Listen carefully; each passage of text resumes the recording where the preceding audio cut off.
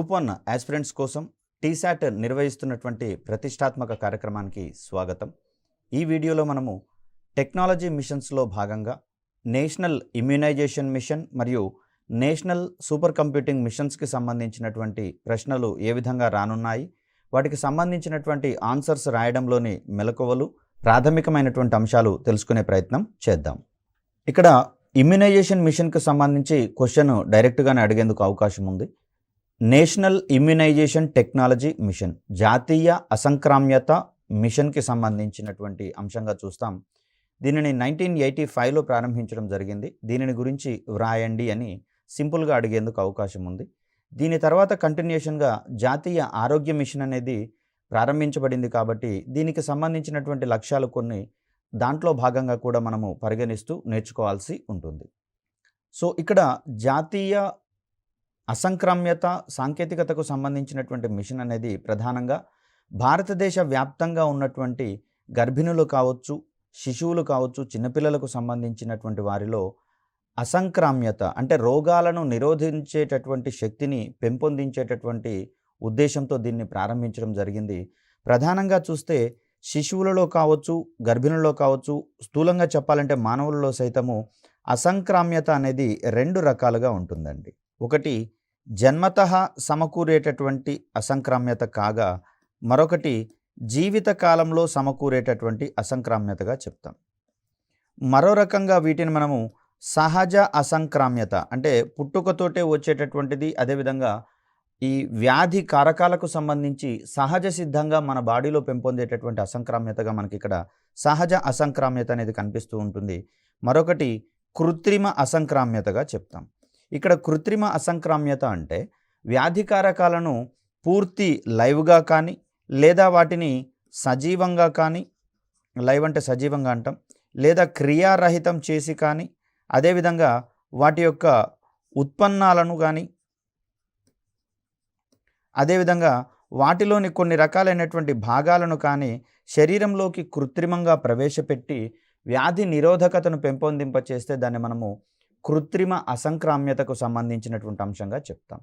ఇక్కడ immunisation technology machine అనేది ప్రధానంగా టీకాలను అందించడం ద్వారా, అంటే ఇక్కడ పేర్కొన్నటువంటి ఈ 4 రకాలు ఏవైతే ఉన్నాయో వీటిని మనము టీకా పేరుతో శరీరంలోకి ప్రవేశపెట్టడం అనేది జరుగుతుంది. తద్వారా వాటికి సంబంధించినటువంటి యాంటీబాడీస్, వీటిని మనం ప్రతిదేహాలు అంటాము. ఈ ప్రతిదేహాలు ఉత్పన్నం కావడం ద్వారా అక్కడ మానవ శరీరంలో అసంక్రామ్యత అనేది పెంపొందడం అనేది జరుగుతుంది. మరి ఈ క్రమంలో చూస్తే మనకు ఈ technology mission, immunization technology mission ఏం చేస్తుంది అనేటటువంటి ఓరియంటేషన్ ఇక్కడ గమనిద్దాం. దేశంలో శిశువులు కావచ్చు, గర్భిణులకు కావచ్చు సకాలంలో టీకాలు ఇచ్చి వారిలో వ్యాధి నిరోధక శక్తిని పెంపొందించుటకు అవసరమైనటువంటి సార్వత్రిక రోగ నిరోధక కార్యక్రమాల అమలుకు 1985లో జాతీయ ఇమ్యునైజేషన్ మిషన్ ఏర్పాటు చేయడం అనేది జరిగింది.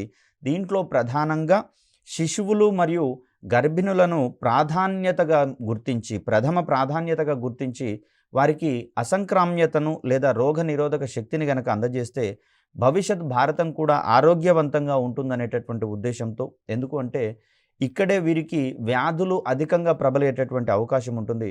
చిన్నపిల్లలైతే నేల మీద పారాడేటటువంటి క్రమంలో అక్కడ దుమ్ము ధూళిలో ఉండేటటువంటి ఈ రోగ కారకాలు అనేవి సులభంగా శరీరంలోకి ప్రవేశించేటందుకు అవకాశం ఉంటుంది. కాబట్టి వీరు వ్యాధుల పట్ల ఎక్కువగా వీరికి వ్యాధులు ప్రబలేటటువంటి అవకాశం ఉంది. కాబట్టి వీరికి వ్యాక్సిన్స్ని ఇవ్వడం ద్వారా వీరికి జీవితకాలంలో సైతం వాటికి సంబంధించినటువంటి అసంక్రామ్యత లేదా రోగ నిరోధకత అనేది ప్రబలుతుంది. కాబట్టి వీరిని ప్రాధాన్యతగా గుర్తించి వ్యాక్సిన్స్ అందివ్వాలని నిర్ణయించుకోవడం జరిగింది. తద్వారా శిశు మరణాలు కావచ్చు, మహిళా ప్రసూతి మరణాలు కావచ్చు, అదేవిధంగా రోగాలను తగ్గించడము లేదా వీటిని మనం ఇక్కడ రోగాల వ్యాప్తిని తగ్గించడం అనే ఉద్దేశంలో కూడా మనం ఇక్కడ చెప్పుకోవచ్చు. వారికి ఆరోగ్య భద్రతను కల్పించే దిశగా ఈ మిషన్ పనిచేయడం అనేది జరుగుతుంది. మరి 1985లో ఈ మిషన్ ఎస్టాబ్లిష్ చేశాం కదా, మరి ఇప్పటికీ కూడా వ్యాధులు ప్రబలుతూనే ఉన్నాయి. అవే రకమైనటువంటి టీకాలు మనం అందజేస్తూ ఉన్నాము అంటే ఇక్కడ ప్రధానంగా చూస్తే ఈ టీకాలను స్వీకరించేటటువంటి ఈ కమ్యూనిటీలో అవగాహన లోపం అనేది ప్రధానంగా మనం చెప్పుకోవాల్సి వస్తుంది. ఈ అవగాహన లోపం వల్ల టీకా ఇవ్వగానే ప్రధానంగా జరిగేటటువంటి అంశం ఏంటంటే అక్కడ రోగ నిరోధక వ్యవస్థ యాక్టివేట్ అయ్యేటటువంటి క్రమంలో సాధారణంగా వచ్చేటటువంటి లక్షణంగా జ్వరం అనేది కనిపిస్తూ ఉంది. ఈ రకంగా చూస్తే టీకాలు వేసుకోగానే జ్వరం వస్తుందనేటటువంటి ఉద్దేశంతో అది కొన్ని సందర్భాలలో తీవ్రమైనటువంటి జ్వరంగా కూడా వచ్చేటటువంటి సందర్భంలో ప్రజలు వాటి పట్ల విముఖతను చూపేటటువంటి ప్రమాదం కూడా ఉంది. కాబట్టి ఈ క్రమంలో అక్కడ ప్రభుత్వ అధికారులు కావచ్చు, సంబంధిత వైద్యాధికారులు కావచ్చు, సక్రమమైనటువంటి అవగాహనను కనుక కల్పించినట్లయితే జ్వరం అనేది సాధారణంగా వస్తుందని, ఒకవేళ టీకా వేసుకోకపోతే ప్రాణాలకే ప్రమాదం ముప్పు ఉండొచ్చు అనేటటువంటి అంశాలను కనుక వివరిస్తే వారు వ్యాక్సిన్స్ని తీసుకునేటందుకు ఎక్కువ అవకాశాలు అనేవి ఉండడం జరుగుతుంది. మరి ఈ మిషన్కు సంబంధించినటువంటి లక్ష్యాలను ఏ విధంగా నిర్ధారించుకున్నాం, దానికి సంబంధించినటువంటి ప్రగతి ఏ విధంగా ఉందో తెలుసుకునేటటువంటి ప్రయత్నం చేద్దాం. సో ఇక్కడ ఈ ఇమ్యునైజేషన్ టెక్నాలజీ మిషన్లో భాగంగా రూపొందించినటువంటి అమలు చేసినటువంటి కార్యక్రమాలను గమనిస్తే జన్మించిన వెంటనే శిశువుకు బీసీజీ టీకాను అందించడం, ఇది ప్రధానంగా క్షయవ్యాధిని నివారించడానికి గాను ఉద్దేశించినటువంటి టీకా అండి. ఇది బ్యాసిల్లస్ కాల్మెట్టి గురిన్ అనేటటువంటి అబ్రివేషన్ అనేది ఇక్కడ ఇవ్వడం జరుగుతుంది. ప్రిలిమ్స్ పాయింట్ ఆఫ్ వ్యూలో ఇలాంటివి మనకు కొంచెం ఇంపార్టెంట్గా ఉంటాయి. దీనిని క్షయవ్యాధి నిర్మూలనకు అందించేటటువంటి ఒక టీకాగా మనం ఇక్కడ చూస్తాం.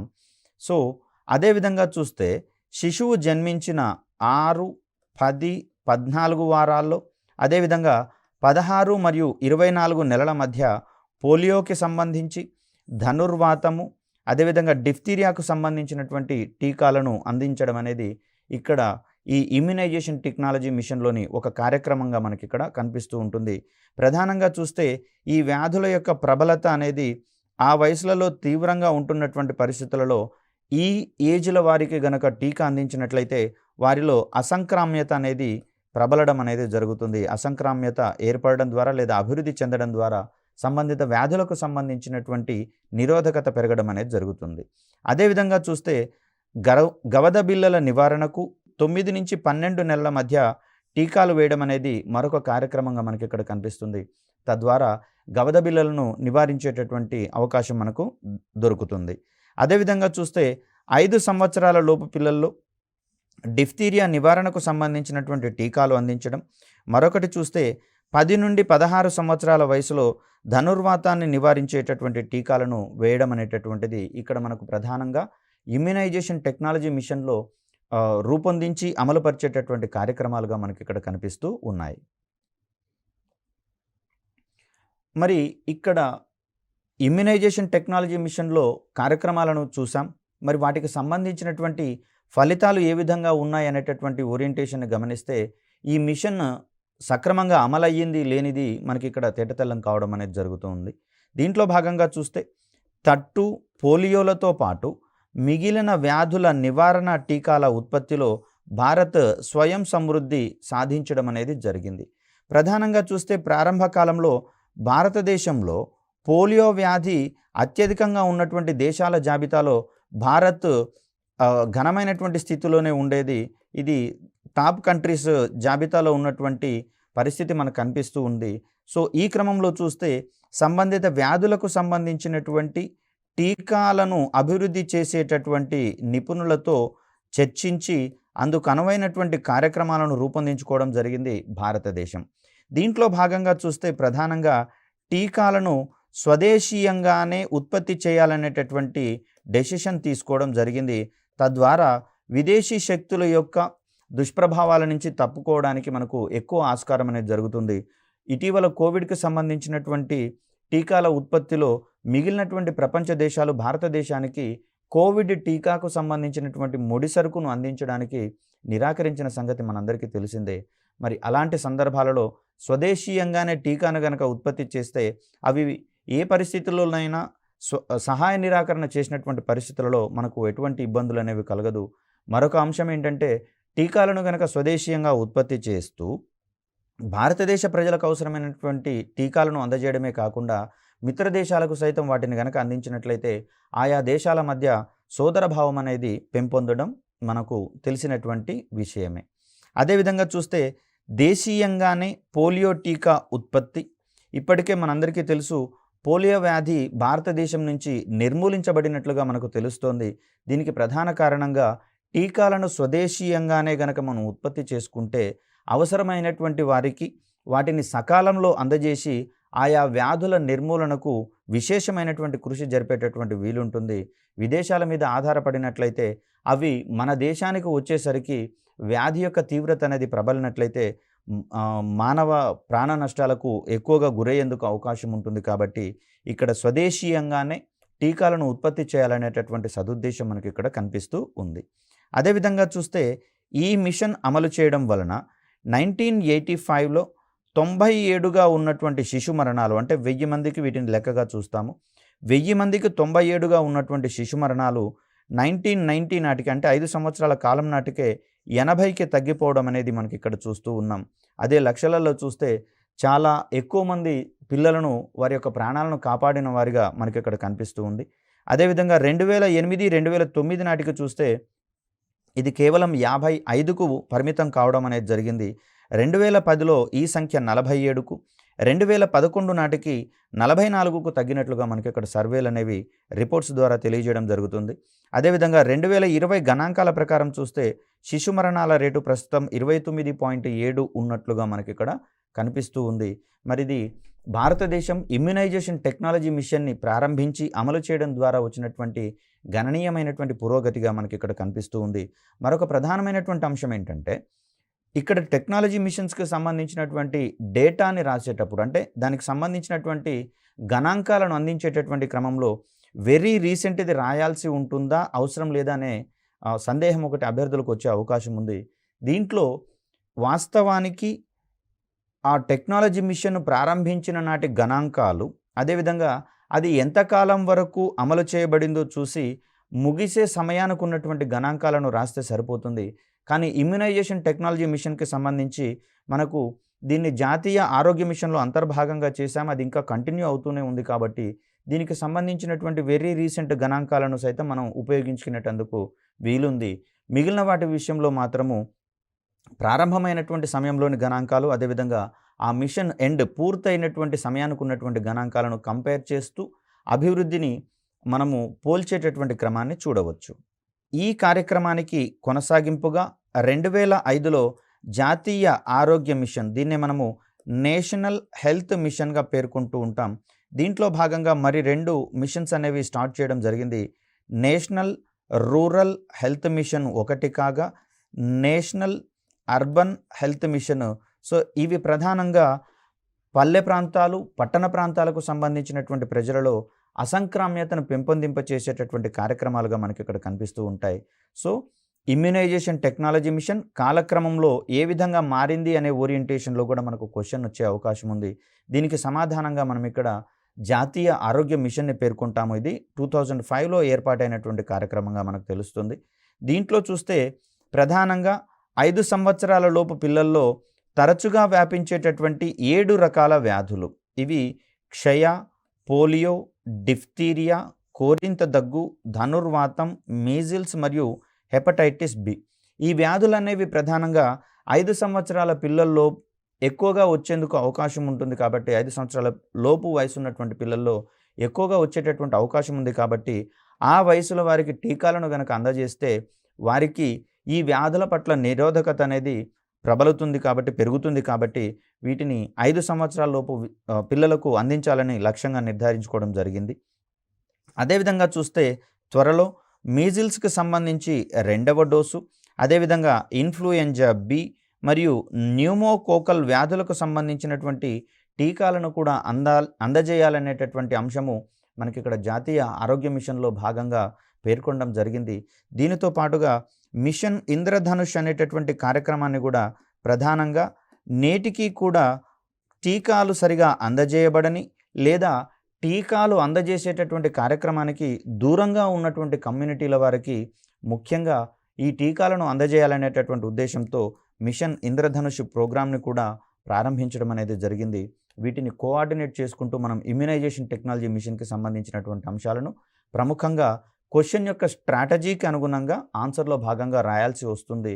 దీంట్లో మనము హెడ్డింగ్స్ అనేవి పెట్టకుండా సర్వసాధారణమైనటువంటి అంశాలు వస్తే కింద ఒక చిన్న గీత గీసినా సరిపోతుంది. కానీ అది కాలయాపన కంటే టైం వేస్ట్ అయ్యేటందుకు అవకాశం ఉంటుంది. కాబట్టి ఎటువంటి అంశాలను ప్రముఖంగా అండర్లైన్ చేసేటటువంటి అంశాలుగా కాకుండా నార్మల్గా రాసుకుంటూ వెళ్తే మనకు అక్కడ టైం సేవ్ అవుతుంది. తద్వారా ఎక్కువ అంశాలను మనము ప్రశ్నలో ఆన్సర్లో భాగంగా మనము అందజేయడానికి అవకాశం ఉంటుంది. రైట్. ఇక్కడ మరొక ముఖ్యమైనటువంటి మిషన్గా మనకి ఇక్కడ నేషనల్ సూపర్ కంప్యూటింగ్ మిషన్ అనేది కనిపిస్తూ ఉంది. ఇక్కడ 1980s నుంచి మన దేశంలో సూపర్ కంప్యూటర్ మిషన్స్ యొక్క ఏర్పాటుకు సీడాక్ అనేటటువంటి సంస్థ ఆవిర్భవించడం జరిగింది. దీని ఆధ్వర్యంలోనే భారతదేశంలో సూపర్ కంప్యూటర్ల యొక్క అభివృద్ధి క్రమం అనేది ప్రారంభం కావడం జరిగింది. మొట్టమొదటగా చూస్తే సమ్యూర్ క్రే అనేటటువంటి శాస్త్రవేత్త మనకు తొలి సూపర్ కంప్యూటర్ను తయారు చేసినటువంటి వ్యక్తిగా కనిపిస్తూ ఉంటాడు. ఇతను తయారు చేసినటువంటి సూపర్ కంప్యూటర్లను క్రే 1 పేరుతో పిలుస్తూ ఉంటారు. సో ఈ సూపర్ కంప్యూటర్లను భారతదేశానికి అందించడానికి అమెరికా నిరాకరించినటువంటి కారణంగా భారతదేశము స్వదేశీయంగానే సూపర్ కంప్యూటర్లను అభివృద్ధి చేసుకోవాలని చెప్పి నిర్ణయించుకుంది. దాంట్లో భాగంగా సీడాక్ రూపొందించినటువంటి సూపర్ కంప్యూటర్లన్నీ మనకు పరం శ్రేణి సూపర్ కంప్యూటర్లుగా కనిపిస్తూ ఉంటాయి. మొట్టమొదటి సూపర్ కంప్యూటర్గా మనకు పరం 8000 అనేది కనిపిస్తూ ఉంది. సో వీటి తర్వాత అనేకమైనటువంటి సూపర్ కంప్యూటర్లను తయారు చేసినా కూడా మరి మనము ప్రధానంగా 2015లో మరొకసారి సూపర్ కంప్యూటింగ్ మిషన్ ఎందుకు ఏర్పాటు చేసుకోవాల్సి వచ్చింది అంటే, భారతదేశం నుంచి తయారైనటువంటి సూపర్ కంప్యూటర్లు ఏవి కూడా అంతర్జాతీయంగా పేరు పొందలేనటువంటి పరిస్థితులలో ఉన్నాయి. మరో రకంగా చూస్తే అంతర్జాతీయంగా సూపర్ కంప్యూటర్లకు సంబంధించినటువంటి జాబితాను తయారు చేసేటటువంటి లిస్టుగా మనకు టాప్ 500 అనేది కనిపిస్తూ ఉంది. ఈ టాప్ 500 అనేది ఏం చేస్తుంది అంటే, వివిధ ప్రపంచ దేశాలకు సంబంధించి అవి తయారు చేసిన సూపర్ కంప్యూటర్లను వాటి సామర్థ్యాల ఆధారంగా వరుస క్రమంలో ఉంచేటటువంటి ప్రయత్నం చేస్తుంది. నేటికి కూడా చూస్తే యుఎస్ఏ అండ్ చైనా ఇవి రెండు కూడా సూపర్ కంప్యూటర్ల రంగంలో గుత్తాధిపత్యాన్ని వహిస్తున్నట్లుగా మనకి ఇక్కడ కనిపిస్తుంది. టాప్ 500 కంట్రీస్ జాబితాను చూస్తే ఒక సంవత్సరం యుఎస్ఏ టాప్లో ఉంటుండగా మరో సంవత్సరం చైనా అనేది టాప్లో ఉంటుండడం జరిగింది. మొత్తంగా చూస్తే వీటి ఆధిపత్యం అనేది ఎక్కువ అవుతున్నా కూడా దానికి సంబంధించి చూస్తే భారతదేశానికి కనీసం టాప్ 100 లిస్ట్ జాబితాలో కూడా భారతదేశానికి సంబంధించినటువంటి సూపర్ కంప్యూటర్లు ఎంపిక కాకపోతుండడం వల్ల మనము ప్రధానంగా మరొకసారి సూపర్ కంప్యూటింగ్ మిషన్కి సంబంధించినటువంటి అంశాన్ని ప్రముఖంగా ప్రస్తావించడం అనేది జరుగుతుంది. వాస్తవానికి సూపర్ కంప్యూటర్లను భారతదేశంలో హెచ్పిసి అనేటటువంటి పేరుతో వ్యవహరిస్తారు. హై పెర్ఫార్మెన్స్ కంప్యూటింగ్ సిస్టమ్స్ అనేటటువంటి పేరుతో. సో ఇవి మనకు పరం అనేటటువంటి పేరుతో సీడాక్ అనేది అభివృద్ధి చేయడం అనేది జరుగుతుంది. సో నేషనల్ సూపర్ కంప్యూటింగ్ మిషన్ని ఎందుకు మనం ఏర్పాటు చేసుకోవడం జరిగింది, దానికి సంబంధించినటువంటి లక్ష్యాలు కావచ్చు, ఇతరత్ర అంశాలను తెలుసుకునే ప్రయత్నం చేద్దాం. ఇక్కడ చూస్తే 70 కంటే ఎక్కువ అధిక పనితీరు కలిగిన కంప్యూటింగ్ సౌకర్యాలు, వీటిని మనం ఇక్కడ హై పెర్ఫార్మెన్స్ కంప్యూటింగ్ సిస్టమ్స్ అని చెప్పేసి అంటున్నాము.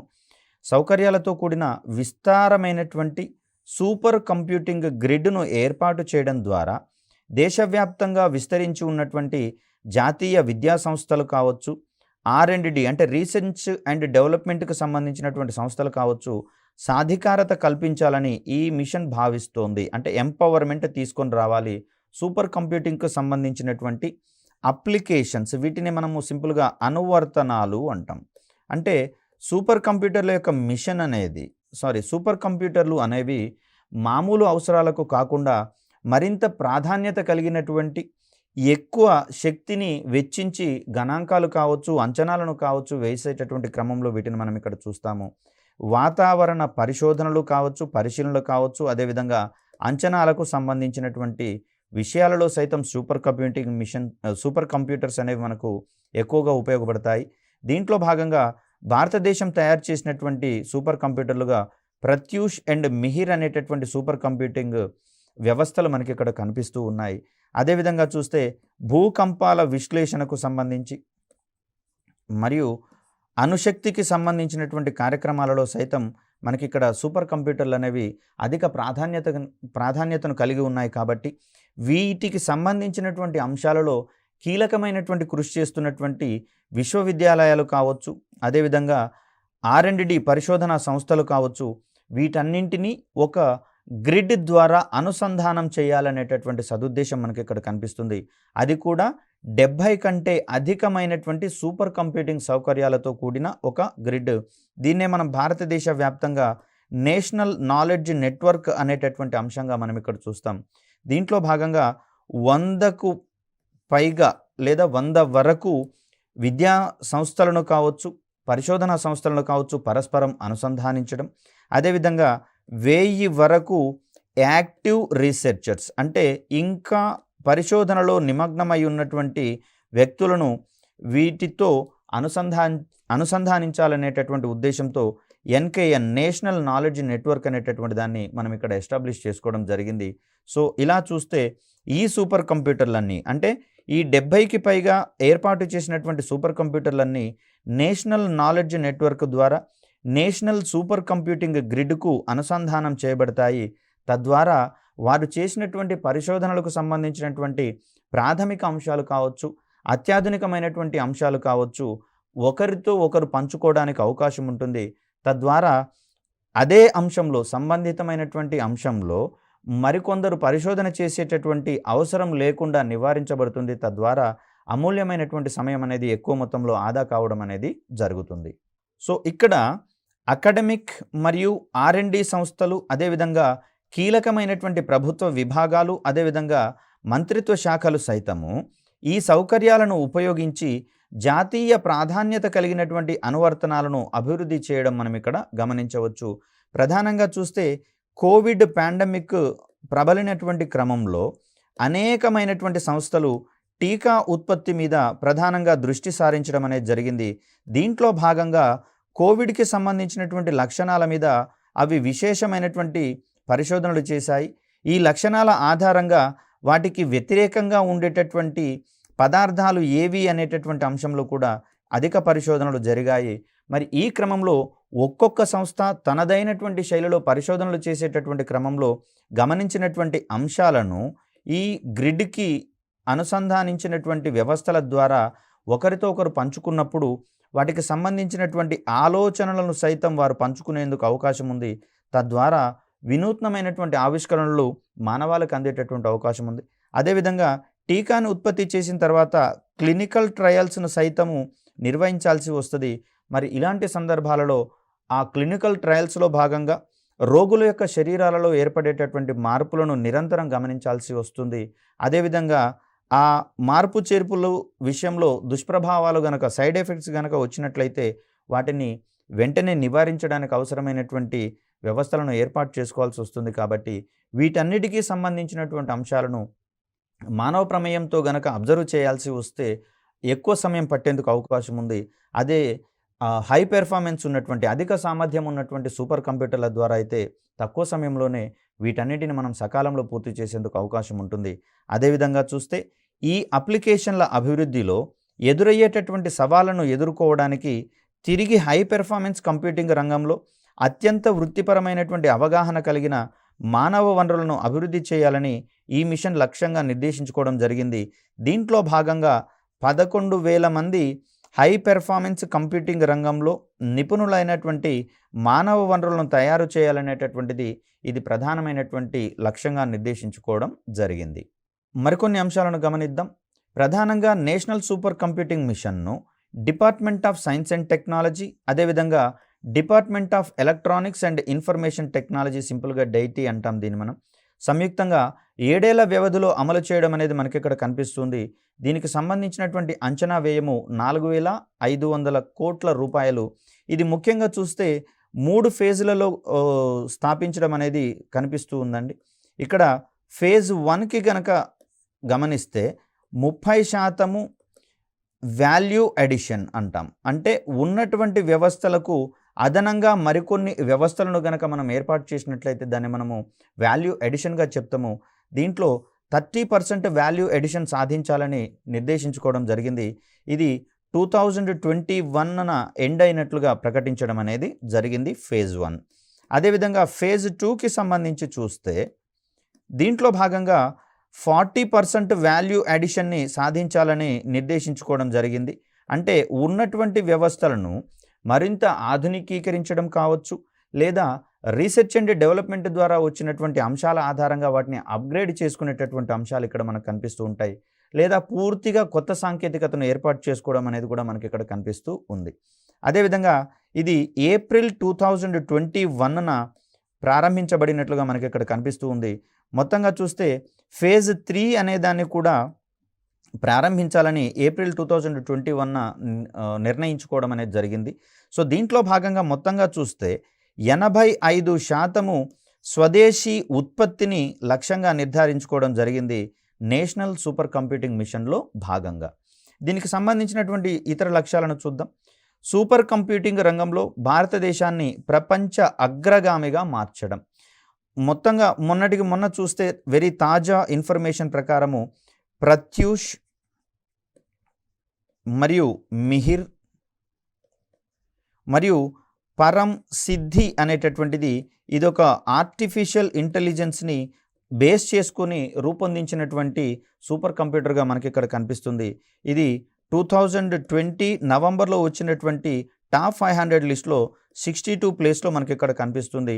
టాప్ 100 లిస్టులో స్థానాన్ని సంపాదించినటువంటి ఏకైక సూపర్ కంప్యూటర్గా భారత్ తరఫు నుంచి పరం సిద్ధి అనేది కనిపిస్తుంది. మరి ప్రత్యూష్ అండ్ మిహిర్ అనేవి టాప్ 500 ప్లేస్లో ఇవి రావడం అనేది జరిగింది. మరి ఈ క్రమంలో చూస్తే మనం ప్రధానంగా మూడింటిని మాత్రమే చెప్పుకోవాల్సి వస్తుంది. మరి అమెరికా, చైనా వంటి దేశాలు 100కు పైగా సూపర్ కంప్యూటర్లను ఏటా ఈ టాప్ 500 లిస్టులో ప్లేస్ని సంపాదించుకుంటూ ఉండగా మరి 3 మాత్రమే ఉన్నటువంటి భారతదేశం ఇంకెంత కష్టపడాలో మనకి ఇక్కడ తేటతెల్లం కావడం జరుగుతుంది. సూపర్ కంప్యూటింగ్ రంగంలో భారతదేశాన్ని ప్రపంచ అగ్రగామిగా మార్చడం, దానితో పాటుగా జాతీయ మరియు ప్రపంచ ప్రాధాన్యత గల పలు సమస్యలను పరిష్కరించడంలో భారతదేశ సామర్థ్యాన్ని పెంపొందించడం. ఈ క్రమంలోనే మనకు జపాన్ వంటి సాంకేతికతలో అగ్రగామి దేశాల తర్వాత మనకు పూర్తి స్థాయిలో వాతావరణ పరిశోధనకు ఒక సూపర్ కంప్యూటర్ని ఏర్పాటు చేసుకుంటున్నటువంటి దేశంగా మనకి ఇక్కడ భారతదేశం అనేది ఖ్యాతి వహించడం అనేది జరిగింది.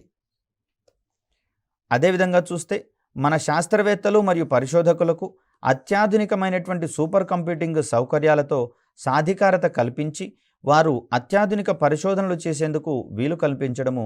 ప్రధానంగా చూస్తే భారతదేశంలో మౌలిక వసతుల లేమి అనేటటువంటిది మనకు R&D రంగంలో అధికంగా కనిపిస్తూ ఉందండి. దీనికి ప్రధానమైనటువంటి కారణంగా కేవలం ప్రభుత్వ వ్యయం మాత్రమే ఇక్కడ మనకు కనిపిస్తూ ఉంది. ప్రైవేట్ రంగం యొక్క వ్యయం అనేది మనకు ఎక్కువగా కనపడతలేదు. దీంట్లో భాగంగా GERD gross expenditure in research and డెవలప్మెంట్కి సంబంధించి చూస్తే ప్రైవేట్ రంగం యొక్క వాటా చాలా తక్కువగా ఉన్నట్లుగా మనకి ఇక్కడ కనిపిస్తుంది. అందుకనే science and technology and innovation policy 2013లో భాగంగా ఇక్కడ ఈ గెర్డ్ అంటాం దీన్ని, gross expenditure in research and development, దీంట్లో భాగంగా దీన్ని 2% పెంచాలని, అందుకు అనుగుణంగా ప్రైవేటు సంస్థల యొక్క భాగస్వామ్యాన్ని గణనీయంగా పెంచాలనేటటువంటి ఉద్దేశాన్ని అక్కడ ప్రకటించడం అనేది జరిగింది. అదేవిధంగా సూపర్ కంప్యూటింగ్ రంగంలో పెట్టుబడులను ఆశించిన స్థాయిలో రాబట్టడము. ఇంకా చూస్తే మన యొక్క పెర్ఫార్మెన్స్ కొంచెం తక్కువగా ఉన్నట్లుగా మనకి ఇక్కడ కనిపిస్తుంది. కాబట్టి అక్కడ ఆధునిక రంగాల పట్ల గణనీయమైనటువంటి అభివృద్ధిని గనక సాధిస్తేనే మనకు పెట్టుబడులు వచ్చేందుకు అవకాశం ఉంటుంది. కాబట్టి సూపర్ కంప్యూటింగ్ రంగాన్ని ఈ విషయంలో అగ్రగామిగా నిలబెట్టినప్పుడు మాత్రమే మనకు పెట్టుబడులు వచ్చేందుకు అవకాశం ఉంటుంది. అందుకు అవసరమైనటువంటి కార్యక్రమాలను రూపొందించి అమలు చేసేటటువంటి బాధ్యతను నేషనల్ సూపర్ కంప్యూటింగ్ మిషన్ తన మీద ఉంచుకోవడం జరిగింది.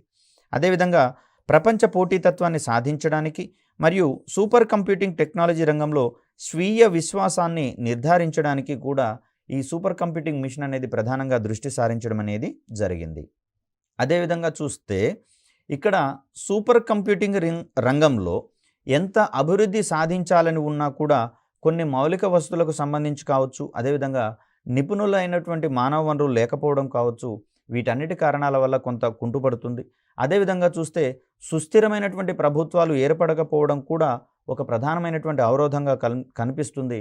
అదేవిధంగా సంబంధిత మంత్రిత్వ శాఖల మధ్య, అదేవిధంగా విభాగాల మధ్య అవగాహన లేమి వంటివి కూడా ఇక్కడ మనకు కనిపిస్తున్నటువంటి పరిస్థితులలో అన్నీ కూడా సమన్వయంతో ఉన్నప్పుడు మాత్రమే మనకు మిషన్ కొంత పురోగతిని సాధించేటందుకు అవకాశం ఉంటుంది. ఈ క్రమంలో ముగింపుకు సంబంధించిన అంశాన్ని చూస్తే దేశంలోని భారీ శాస్త్ర సాంకేతిక సంస్థలకు, విశ్వవిద్యాలయాలకు మరియు విభాగాలకు సూపర్ కంప్యూటింగ్ వ్యవస్థ అందుబాటులోకి రావడం వల్ల బహుళ సమస్యలకు స్వల్పకాలంలోనే పరిష్కార మార్గాలను కనుగొనేందుకు వీలు చిక్కుతుంది. మానవ ప్రమేయాల ద్వారా ఈ సమస్యల పరిష్కారం అనేది కొంత క్లిష్టమైనటువంటి తరుణంలో ఇటువంటి సూపర్ కంప్యూటింగ్ వ్యవస్థలను గనక ఏర్పాటు చేసుకుంటే స్వల్పకాలంలోనే సంబంధిత సమస్యలకు హై పెర్ఫార్మెన్స్ కంప్యూటింగ్ వ్యవస్థల ద్వారా మనకు పరిష్కార మార్గాలనేవి అందడం అనేది జరుగుతుంది. సో ఇవి మనకు నేషనల్ ఇమ్యునైజేషన్ మిషన్ మరియు నేషనల్ సూపర్ కంప్యూటింగ్ మిషన్లకు సంబంధించినటువంటి అంశాలు. మరొక చక్కటి వీడియోతో మిమ్మల్ని కలిసే ప్రయత్నం చేస్తాను. అప్పటి వరకు సెలవు. ధన్యవాదాలు.